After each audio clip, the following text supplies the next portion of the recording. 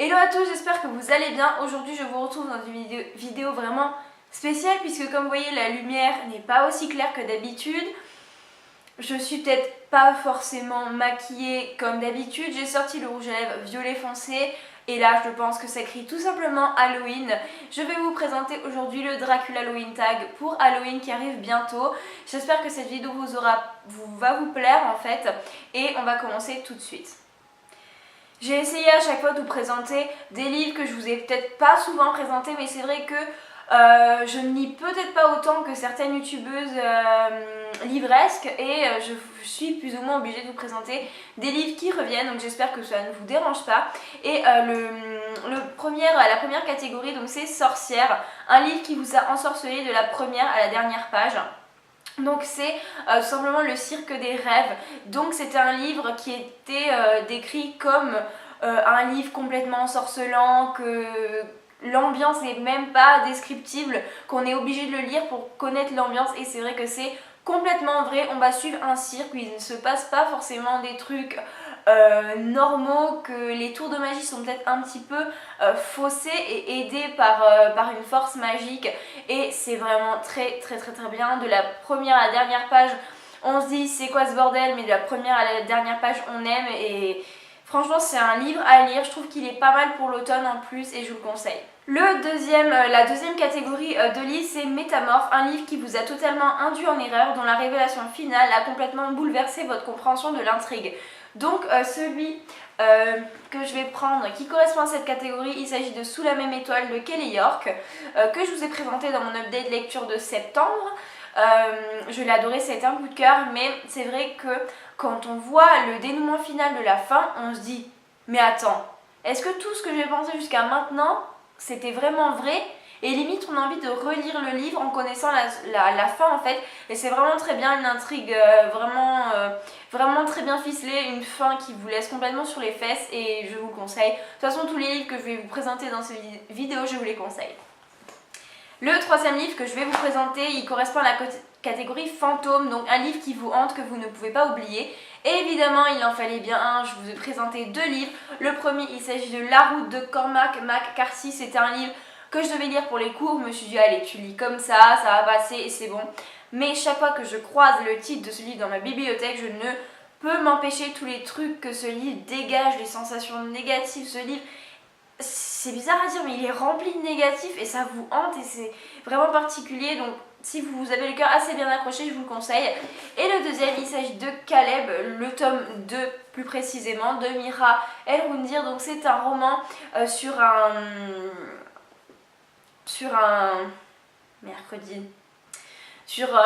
personnage qui s'appelle Caleb, donc qui surtout dans le tome 2 va représenter le mal. Je suis en train de lire le tome 3 actuellement. Et en fait tout simplement c'est intriguant et on ne peut pas l'oublier, parce qu'on sait à la fin du tome 2 que Caleb représente le mal. Et quand vous savez ça, c'est tellement bizarre que vous ne pouvez pas l'oublier. De plus Caleb est très séduisant, tout ce que vous voulez. Et voilà, donc cette saga conseillée fortement parce que Caleb est juste génial. On va continuer et on continue avec Loup-garou, un livre à ne jamais lire la nuit, il en devient trop effrayant. Il s'agit du cercle de Dinas Brown de Sophia Raymond, donc que j'ai acheté chez France Loisirs, qui est tout simplement un livre dont j'avais détesté la moitié, dont j'avais adoré l'autre moitié. C'est assez bizarre déjà par cet aspect, ce livre est assez spécial, mais surtout il y a beaucoup d'histoires de magie et tout ça, et en fait pas que c'est effrayant, mais c'est très oppressant, et à lire la nuit je vous le déconseille. D'ailleurs moi je faisais tout pour lire en journée pour pas lire le soir, mais voilà, donc si vous voulez éviter les cauchemars, à lire plutôt en journée. Pour cette catégorie, il ne s'agit pas de vous présenter un livre, mais plutôt un auteur, et c'est un auteur dont chacun des livres vaut de l'or. Je ne pourrais pas dire chacun puisque j'en ai lu que deux, mais c'est Kelly York. J'ai lu un de ses premiers livres, donc qui est Le piège de l'innocence, que j'avais adoré, et c'est vraiment les yeux fermés que je me suis lancée dans celui que je vous ai présenté en premier, donc punaise, Sous la même étoile, je vais y arriver, c'est le soir, excusez-moi.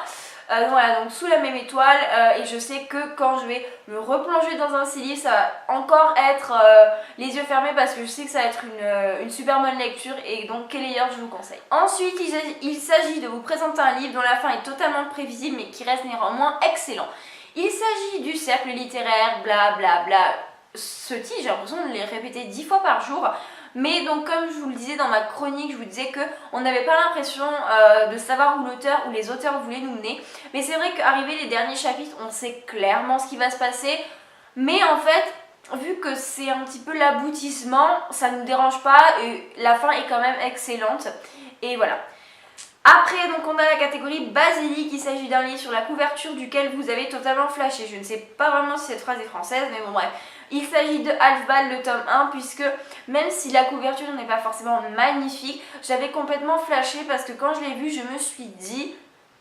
Ce livre, il faut que tu lises. Et je n'ai pas lu le résumé de Alphbad quand je me suis lancée dedans, puisque ce qui m'intéressait, c'est juste la couverture qui m'intriguait complètement.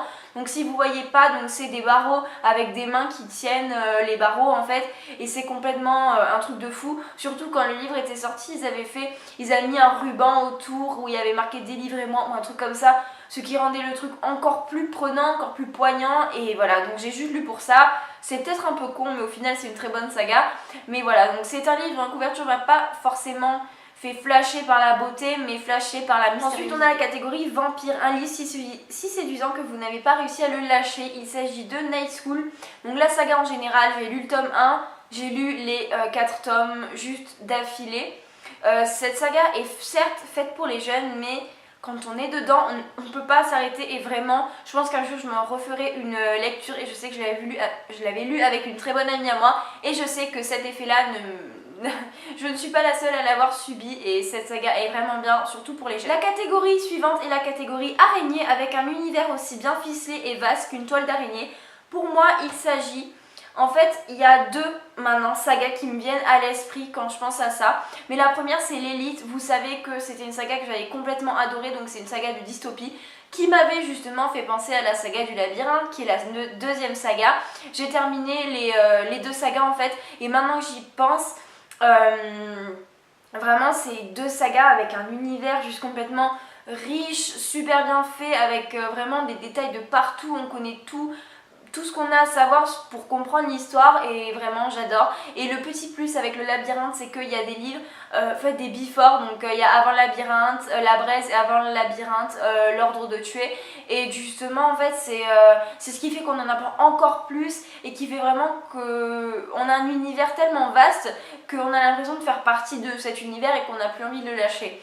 Ça fait pareil avec certaines sagas, mais voilà, donc les deux sagas de dystopie que je vous conseille le plus d'ailleurs, et je pense que c'est justement ça dans les sagas de dystopie qui fait que plus il y a de détails sur l'univers et plus c'est... Pour la catégorie citrouille, donc qui est un livre dont l'ambiance évoque parfaitement l'automne, je n'en ai pas, j'ai ni de livre qui me fait vraiment penser à Halloween, ni de livre qui me fait vraiment penser à l'automne, mais j'ai une saga que je viens de finir, donc j'ai fini le tome 1, enfin la saison 1 plutôt. Il s'agit de la saga Salem, donc c'est une saga qui se passe tout simplement à Salem, du temps où toutes les sorcières étaient traquées. Et vraiment, je regarde cette série actuellement, et vraiment je me dis que cette saga pour moi, ça résume Halloween, ça résume l'automne, et je vous la conseille aussi. Certes, les premiers épisodes sont vraiment très spéciaux. Pour vous dire, la saison 1 commence...